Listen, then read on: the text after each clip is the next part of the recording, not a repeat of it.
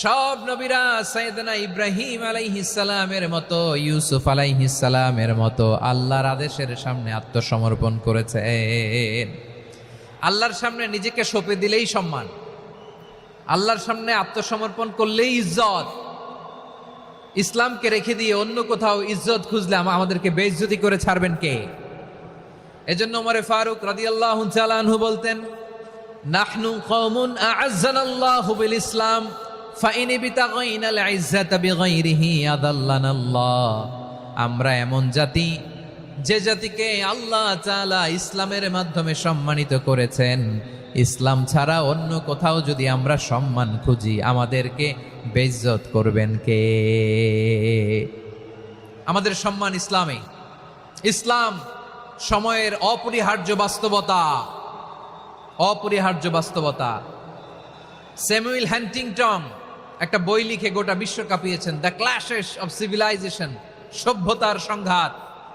এই পৃথিবীতে অনেক সভ্যতার উত্থান হয়েছে, পতন হয়েছে। প্রিয় ময়মনসিংহবাসী, আমার কথা শুনতেছেন? হ্যাঁ, শুনতেছেন? আওয়াজ করে পড়েন তো, লিল্লাহে তাকবীর। সবাই পড়েননি? এত লক্ষ মানুষ তাকবীর দিলে এই আওয়াজ হয়? আমি বিশ্বাস করি না। সবাই পড়েন নাই, সবাই গলা ছেড়ে দিয়ে আওয়াজ করে পড়ুন তো, লিল্লাহে তাকবীর, লিল্লাহে তাকবীর, লিল্লাহে তাকবীর।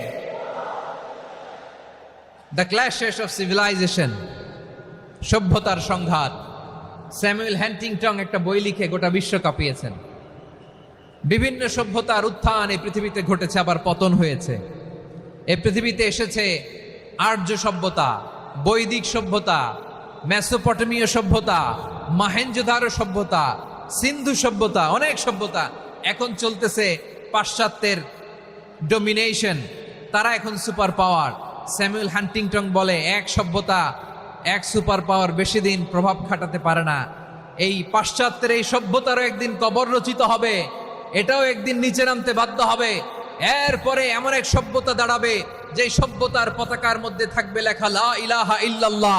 ওই সভ্যতার পতন পৃথিবীর কেউ করতে পারবে না। চিল্লায় বলেন ঠিক কিনা? সেটাই হচ্ছে ইসলাম। নাহনু কওমুন আ'আজ্জানাল্লাহু বিল ইসলাম। আমরা এমন জাতি, যে জাতিকে ইসলাম দিয়ে সম্মানিত করেছে কে? ফাইন বিতাগাইনাল ইজ্জাতা বিগাইরিহি আদান্নাল্লাহ। ইসলাম ছাড়া অন্য কোথাও যদি আমরা সম্মান তালাশ করি, আমাদেরকে আল্লাহ তাআলা অপমানিত করে ছাড়বেন। আমার প্রিয় ভাইয়েরা, প্রিয় ভাইয়েরা, শান্ত হন, মেহেরবানি করে শান্ত হন। আপনারা চান যে ধাক্কাধাক্কি করে আমারা দেখার জন্য সামনে আসবেন, এরপর আমি দোয়া করে চলে যাই, এটাই চান নাকি? এটাই তো চান নাকি? তো এই যে আমি তো দেখতেছি বাম দিকে লক্ষ লক্ষ জনতা দাঁড়িয়ে আছে, হাজার হাজার মানুষ দাঁড়িয়ে আছে। আপনাদের সমস্যা কোথায়? এদিকে, এই দিকটাতে কি? পেছনে যান, চলে যান, পেছনে দূরে সেফ জোনে যান। ব্যথা পাবেন, এখানে ব্যথা পাবেন।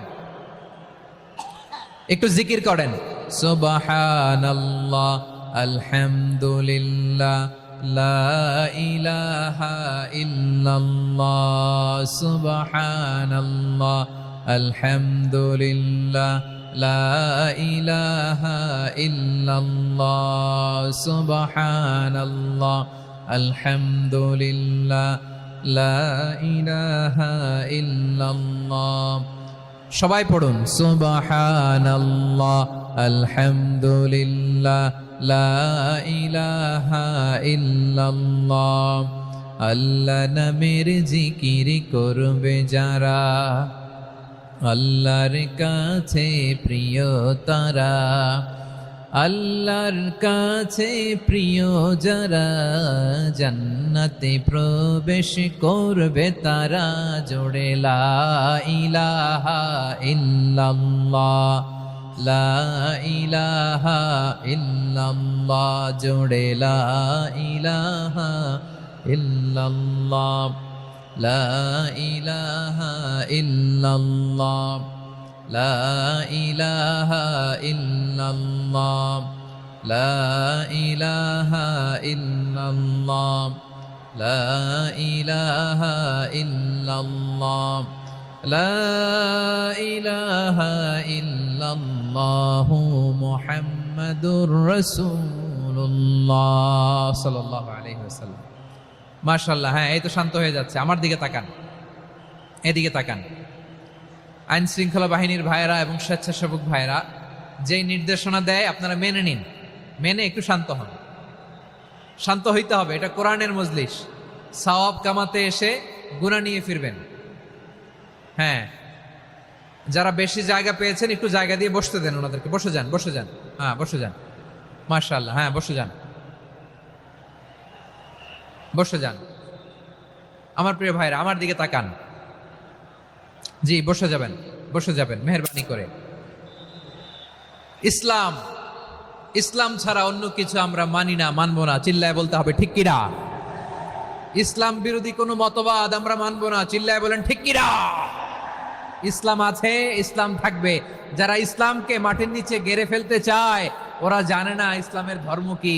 ইসলাম চারা বীজের মতো, ইসলামকে জমিনের ভিতরে গেড়ে দিতে চাইলে এটা শাখা প্রশাখা নিয়ে আসমানের দিকে উপরের দিকে উঠে যায়। চিল্লায় বলেন ঠিক কিনা। এজন্য আল্লাহর হাবিব বলেন 6টি মৌলিক কর্মসূচির সারমর্ম হলো ইসলাম। আওয়াজ করে বলেন তো কয়টি? হাদিসে জিবরিলে সাইয়েদনা জিবরিল আলাইহিস সালাম বিশ্বনবীকে বললেন, ও নবী আপনি বলেন তো ইসলাম কি? ইয়া মুহাম্মদ আখবিরনি আনিল ইসলাম। ইসলাম কারে বলে আপনি বলেন। আল্লাহর হাবিব বললেন, আল ইসলাম আন তাশহাদা আন লা ইলাহা ইল্লাল্লাহ ওয়া আন্না মুহাম্মাদার রাসূলুল্লাহ ওয়া তুকিমাস সালাতা ওয়া তুতিয়াজ যাকাতা ওয়া তাসুমা রমাদানা।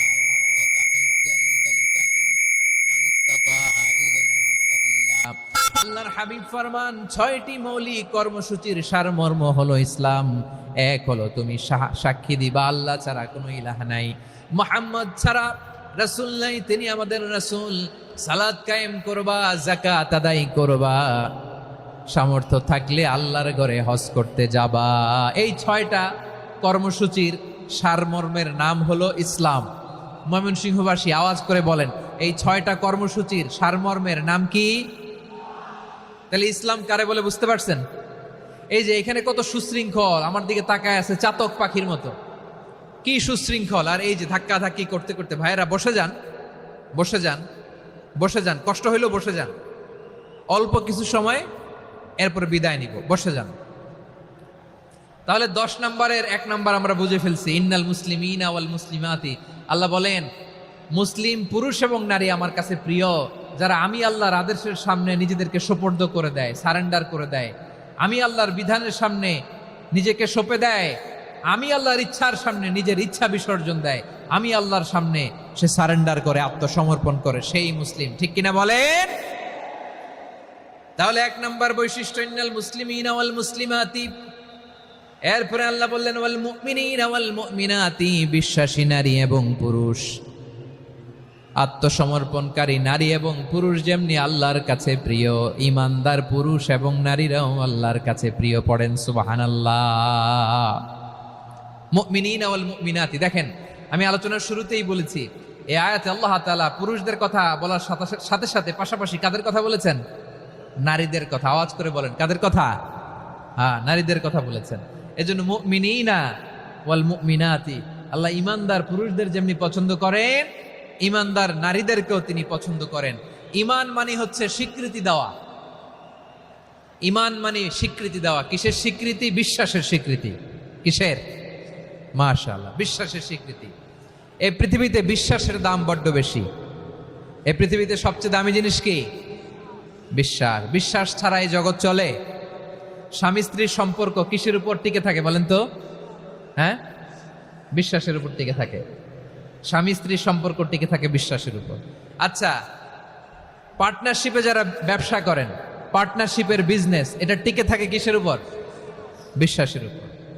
এই জগৎটাই চলে বিশ্বাসের উপর। বিশ্বাসীরা এই পৃথিবীতে না থাকলে আল্লাহ এই পৃথিবীও টিকায় রাখতেন না। একজন বিশ্বাসী এই পৃথিবীর বুকে বেঁচে থাকলে আল্লাহ তাআলা এই পৃথিবী ধ্বংস করবেন না। চিল্লায় পড়েন আল্লাহু আকবার। এই পৃথিবীর সবচেয়ে দামি বস্তু বিশ্বাস, সবচেয়ে দামি। বিশ্বাস দিয়ে এই পৃথিবী চলে। এজন্য জ্ঞানীরা বলে বিশ্বাসে মিলায় বস্তু তর্কে বহুদূর, বলে না? বিশ্বাসে মিলায় বস্তু তর্কে বহুদূর। বিশ্বাসে এই পৃথিবী টিকে থাকে। আচ্ছা দেখেন, ঢাকা থেকে একজন লোক কক্সবাজার যাবে। প্রিয় ময়মনসিংহবাসী আওয়াজ করে বলেন, কই যাবে? ডবল ডেকার বাস আছে না, যেগুলোতে ঘুমায় ঘুমায় যাওয়া যায়। তো দেখবেন অনেক প্যাসেঞ্জার বাসে উঠে আস্তে করে ব্ল্যাঙ্কেট নিয়ে কম্বল নিয়ে ঘুম দিতেছে। ঘুম দেখেন তার কি বিশ্বাস ড্রাইভারের উপরে। এই বাস তো তারা চালাইতে চালাইতে নওগাঁ নিয়ে যেতে পারে, এই বাস তো তারা নিয়ে পঞ্চগড় ছেড়ে দিতে পারে, কিন্তু তার কোনো টেনশন নাই। সে দেখবেন ব্ল্যাঙ্কেট নিয়ে কম্বল নিয়ে দিছে জনমের ঘুম। এর কারণ তার বিশ্বাস আছে যে সকালবেলা এই বাস কক্সবাজারেই পৌঁছবে। দেখেন বিশ্বাসের কত দাম।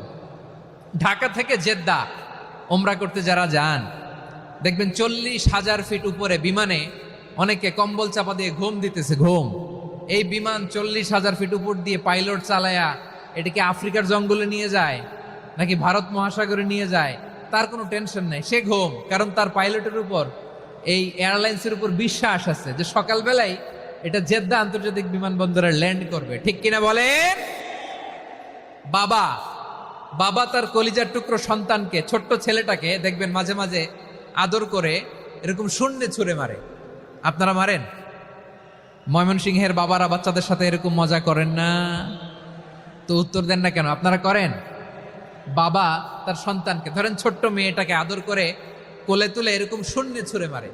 তো মেয়েটাকে শূন্যে ছুঁড়ে মারলে দেখবেন মেয়েটা খিলখিল করে হাসে, খিলখিল করে হাসে। ও যদি নিচে পড়ে ওর হাতও ভাঙবে, পাও ভাঙবে, তারপরেও হাসে। কেন হাসে? কারণ মেয়েটার বিশ্বাস আছে যে আব্বু আমারে ছাড়বে না, আব্বু আমাকে ঠিকই ধরে ফেলবে। চিল্লায় বলেন ঠিক কি না? ও আমার প্রাণের ময়মনসিংহের ভাইরা, এই জমিন চলে বিশ্বাসে। বিশ্বাস এই পৃথিবীর সবচাইতে দামি সম্পদ। এজন্য একজন বিশ্বাসী জমিনের মধ্যে বেঁচে থাকলে জমিনের উপর আল্লাহ প্রলয়ঙ্কারী কিয়ামত দিবে না। এজন্য আল্লাহ বললেন, ওয়াল মুমিনিনা ওয়াল মুমিনাতি, বিশ্বাসী পুরুষ এবং নারীকে আমি আল্লাহ বড্ড ভালোবাসি। তারা এমন ভাবে বিশ্বাস করে না দেখে বিশ্বাস। আল্লাহ বলছেন, আল্লাযীনা ইউমিনুনা বিল গায়বি ওয়া ইউকিমুনাস সালাহ, আমার বিশ্বাসী বান্দারা না দেখে বিশ্বাস করে। অদৃশ্যের প্রতি তারা বিশ্বাস রাখে, না দেখে বিশ্বাসটাই আসল বিশ্বাস। ঠিক কিনা বলেন? আচ্ছা বুঝে থাকলে উত্তর দেন। আমার হাতে 3টা চকলেট নিয়ে যদি আমি বলি, এই যে আমার হাতে চকলেট, তুমি বিশ্বাস করো? আপনি তো বলবেন করি, কারণ চকলেট তো দেখা যায়। বিশ্বাস না করে যাবেন কই? কিন্তু আপনারা না দেখায়া 3টা চকলেট এরকম মুষ্টিবদ্ধ করে পিছনের দিকে নিয়ে যদি বলি, বন্ধু আমার পিছনে ডান হাতের মুঠায় কিন্তু 3টা চকলেট আছে, বিশ্বাস করো? ও না দেখেও যদি বলে, বন্ধু তুই যেহেতু বলছিস বিশ্বাস করি, যদি করে এটাই আসল বিশ্বাস। না দেখে বিশ্বাস করাটাই আসল বিশ্বাস। চিৎকার করে বলেন ঠিক কি না? এজন্য আল্লাহ বললেন, না দেখে বিশ্বাস হলো আসল বিশ্বাস। অদৃশ্যের প্রতি বিশ্বাসকে বলে প্রকৃত বিশ্বাস। আল্লাযীনা ইউমিনুনা বিল গায়ব, আমার বান্দারা না দেখে আমি আল্লাহর উপর বিশ্বাস করে। এবার বিশ্বনবী বললেন, 6টি মৌলিক কর্মসূচির সারমর্মের নাম যেমনি হলো ইসলাম, ঠিক তেমনি 6টি মৌলিক বিশ্বাসের বিষয়ের উপর ঈমান আনার নাম হলো বিশ্বাস। সুবহানাল্লাহ বলেন।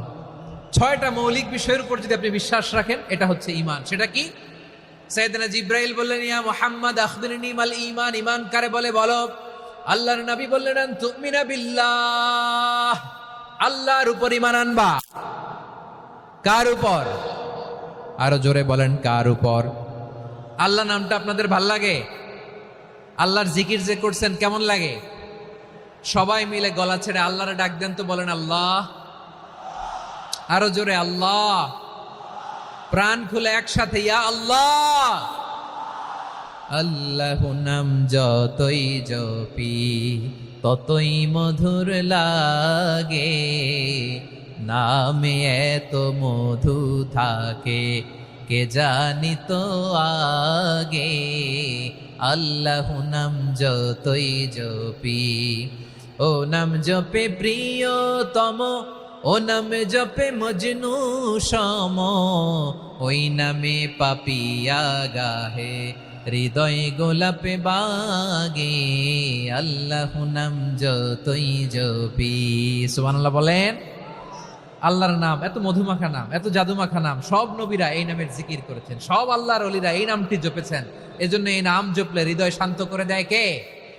এজন্য আওয়াজ করে আল্লাহরে আবারও ডেকে বলেন ইয়া আল্লাহ।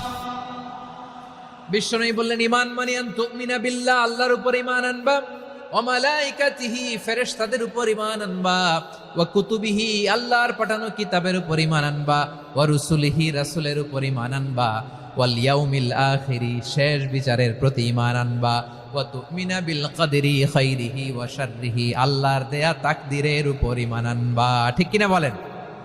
তাহলে এই 6টা মৌলিক বিষয়ের উপর বিশ্বাসকে বলে ঈমান। আল্লাহ ওই ঈমানদারদেরকে পছন্দ করে যাদের ঈমান এরকম মজবুত। আল্লাহ বললেন ওয়াল মুমিনিনা ওয়াল মুমিনাতি, ঈমানদার পুরুষ এবং নারীরাও আমার কাছে বড্ড প্রিয়। তাহলে আমার প্রিয় ভাইয়েরা, ইসলাম যেমনি বুঝেছেন সারেন্ডার, ঈমান মানে হচ্ছে বিশ্বাস, বিশ্বাসের স্বীকৃতি। এই বিশ্বাস না থাকলে ওই মানুষের কোনো দাম নাই। ঈমান ছাড়া নেক আমলের কোনো দাম নাই।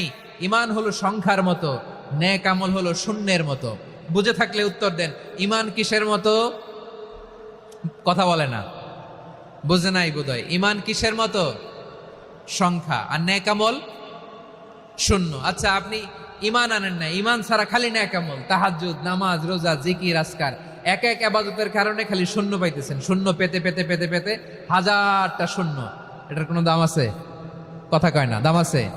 কিন্তু আপনি ঈমান আনার পর একটা সংখ্যা পেয়ে গেলেন, এক। এবার নেক আমল করলেই একের পাশে শূন্য বসে গেলে কত হয়? 10। এবার আবার দান করলেন, আরেকটা শূন্য পাইছেন, কত হইছে? এবার আল্লাহর কোরআনের তেলাওয়াত করলেন, আরেক শূন্য, কত হইছে? এবার জিকির করলেন, আরেক শূন্য, কত হইছে? আবার ভালো কাজ করলেন, আরেক শূন্য, কত হইছে?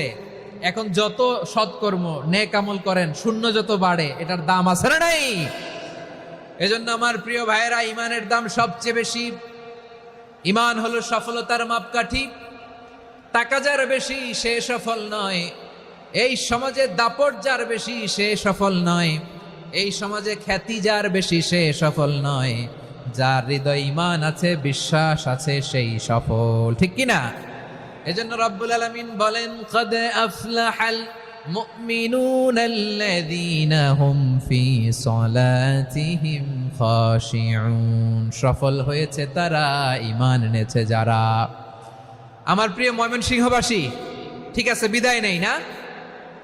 বিদায় নিব তো? প্রিয় ভাইয়েরা, এই 1 ঘন্টা যাবত আমি শান্ত হতে বলার পরেও এইখান থেকে ধাক্কা আসতে আসতে মাঝখানে অন্য কেউ শুনতে দিচ্ছেন না, নিজেও শুনতেছেন না, রোজাদারদের কষ্টের কারণ হইতেছেন। কি হইল তাইলে বলেন? বলেন, ময়মনসিংহের জেনজি এরকম করলে হবে? এটা তো জানি আমরা, লোক হয়ে গেছে বেশি, ধারণ ক্ষমতার চেয়ে লোক বেশি। এটা তো আপনারা দেখে আসতেছেন, কত প্ল্যান প্রোগ্রাম করে পুরো বিভাগীয় পুলিশ কমিশনার, পুলিশের এসপি, ডিসি মহোদয়, সব থানার ওসি, সব বাহিনী, অল প্রোটোকলস, সব দলের রাজনৈতিক নেতৃবৃন্দ একসাথে হয়ে, all force are working together to completely end the program successfully. তো ওনারা মাসের পর মাস কষ্ট করে এরকম আয়োজন করবেন, আর আপনারা কয়েকশো মানুষ ধাক্কা ধাক্কি করে বিশৃঙ্খলা করে এটা কি করলেন? হ্যাঁ? আর যে পয়েন্টগুলো আছে এগুলোকে আমি শেষ করব না শেষ করে দিব? হ্যাঁ, শান্ত হন, শান্ত হন, শান্ত হন। বিভিন্ন মহাসমাবেশে তো আমরা দাঁড়ায় দাঁড়িয়েই কথা শুনি, কি বলেন? জায়গা পাওয়া যায় তো দাঁড়িয়ে শোনেন না, কান দিয়ে খেয়াল করে শুনেন। আমি 10 থেকে 0 গুনবো, 0, 10 থেকে 0। যদি আওয়াজ হয় বিদায়, আর শান্ত হইলে কথা চলবে। 10, 9,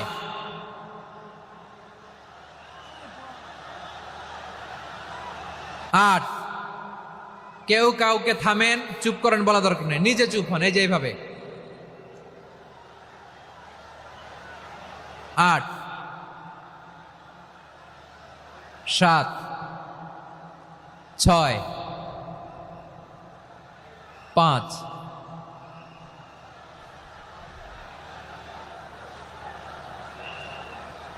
4,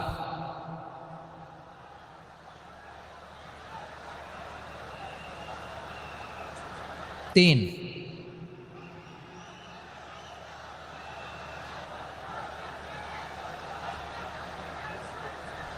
দুই,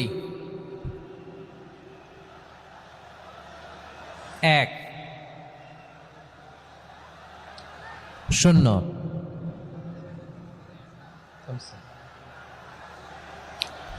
আমার প্রিয় ভাইয়েরা, এই ঈমান হলো সফলতার মাপকাঠি, এই ঈমান হলো বিজয়ের পূর্ব শর্ত। ইসলামের বিজয় আমরা বাংলাদেশে চাই কি চাই না? আওয়াজ করে বলেন। রব্বুল আলামিন বলেন, ওয়ালা তাহিনু ওয়ালা তাহজানু ওয়া আনতুমুল আ'লাউনা ইন কুনতুম মুমিনিন। তোমরা চিন্তিত হয়ো না, ভেঙে পড়ো না, হতাশ হয়ো না, চিন্তিত হয়ো না, তোমাদেরই বিজয় হবে যদি তোমরা মুমিন হও। ঠিক কিনা বলেন? আপনারা কি অত্যাচার, আযাব, জুলুম দেখে ভয় পান? হ্যাঁ, নবীদের উপর অত্যাচার ছিল কি ছিল না? সাহাবাদের উপর ছিল কি ছিল না? এজন্য কোনো অত্যাচার, হুমকি, দামকি, জেল, জরিমানা মুমিনকে তার ইমানের রাস্তা থেকে এক বিন্দু পরিমাণ পেছনে হটাতে পারে না। চিল্লায় বলো ঠিক কিনা? আমরা জেনে বুঝেই এই রাস্তায় এসেছি, এই রাস্তা থেকে আমাদেরকে কেউ পেছনে সরাতে পারবে না। চিৎকার করে বলেন ঠিক কিনা? আল্লাহ আমাদেরকে সুসংবাদ দেন, ওয়ালা তাহিনু ওয়ালা তাহজানু ওয়া আনতুমুল আ'লাউনা ইন কুনতুম মুমিনিন। হতাশ হয়ো না, নিরাশ হয়ো না, ভেঙে পড়ো না, তোমাদেরই বিজয় হবে যদি তোমরা মুমিন হও। এজন্য ঈমানের পথে আমরা থাকতে চাই কি চাই না? ঈমানের পথে অবিচল থেকে আমার মরণ যেন হয়। সবাই পড়েন আমিন। ঈমানের পথে অবিচল থেকে আমার মরণ যেন হয়। তোমারই কাছে মিনতি আমার, তোমারই কাছে মিনতি আমার, মহামহিম দয়াময়। ঈমানের পথে অবিচল থেকে আমার মরণ যেন হয়। পড়েন আমিন। তাহলে ইন্নাল মুসলিমিনা ওয়াল মুসলিমাতি, আল্লাহ বলে যে নারী এবং পুরুষ আমি আল্লাহর বিধানের সামনে আত্মসমর্পণ করে তাদের আমি ভালোবাসি। আবার যে নারী এবং পুরুষ আমার উপর, আখিরাতের উপর, নবীর উপর বিশ্বাস স্থাপন করে তাদেরকে আমি ভালোবাসি। বিশ্বাস হলো সবচাইতে দামি। ঠিক কিনা? তাহলে মুসলিমিন মুসলিমাত গেল, মুমিনিন মুমিনাত গেল। এরপরে আল্লাহ তাআলা বলেন, ওয়াল কানিতিনা ওয়াল কানিতাত, অনুগত নারী ও পুরুষ, অনুগত, obedient to Allah, they present their highest loyalty to Allah, যারা আল্লাহর সামনে নিজেদের আনুগত্যের সর্বোচ্চ নমুনা পেশ করে, যারা আল্লাহর সামনে অনুগত হয়ে অটল থাকে, আল্লাহর আনুগত্যে নিজেকে যারা পেশ করে তাদেরকে বলে কানিতিন, কানিতাত, অনুগত বান্দা এবং বান্দি, অনুগত পুরুষ এবং নারী। কি ভাইয়েরা, থামবেন না আপনারা? না, মুনাজাত দিয়ে দিই নাকি?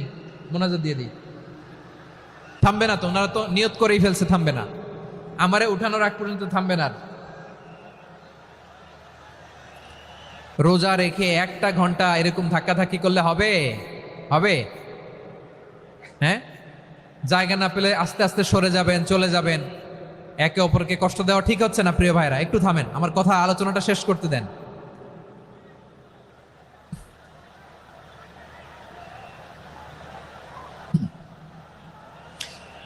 ওয়াল কানিতিনা ওয়াল কানিতাত, অনুগত বান্দা বান্দীদেরকে আল্লাহ বড় ভালোবাসেন। আল্লাহ বলেন, হাফিজু আলাস সালাওয়াতি ওয়াস সালাতিল ওয়াসতা ওয়া কুমু লিল্লাহি কানিতিন।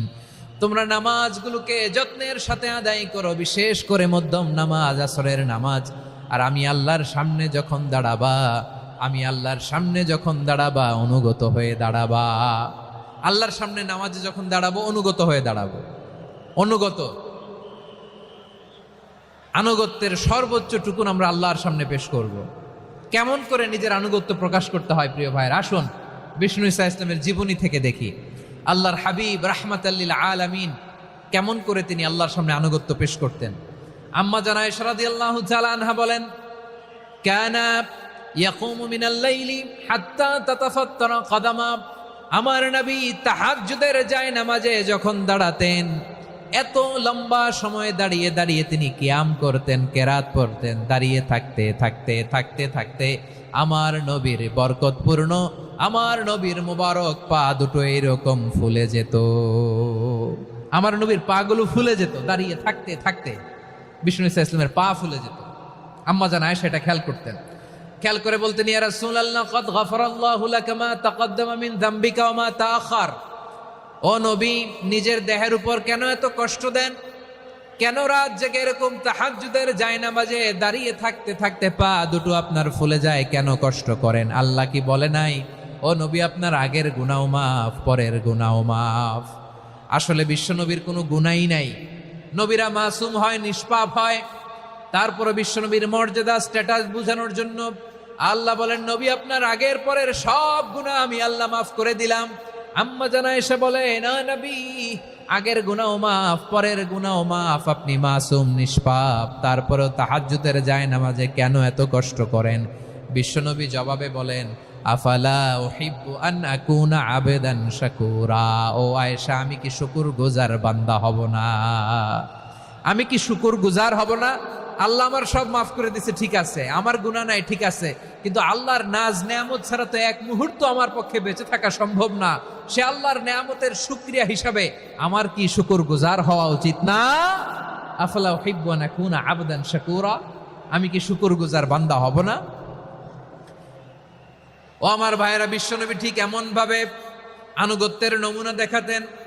এখানেই শেষ নয়। আম্মা জানা এসে বলেন, তাহাজ্জুদের জায়নামাজে দাঁড়িয়ে থাকতে থাকতে ফালাম ইয়াজাল ইয়াবকি হাত্তা বাল্লা লিহিয়াতাহু। আমার নবী কেরাত পড়তে পড়তে কাঁদতে কাঁদতে দাড়ি বেয়ে বেয়ে ওনার পানি ঝরতো।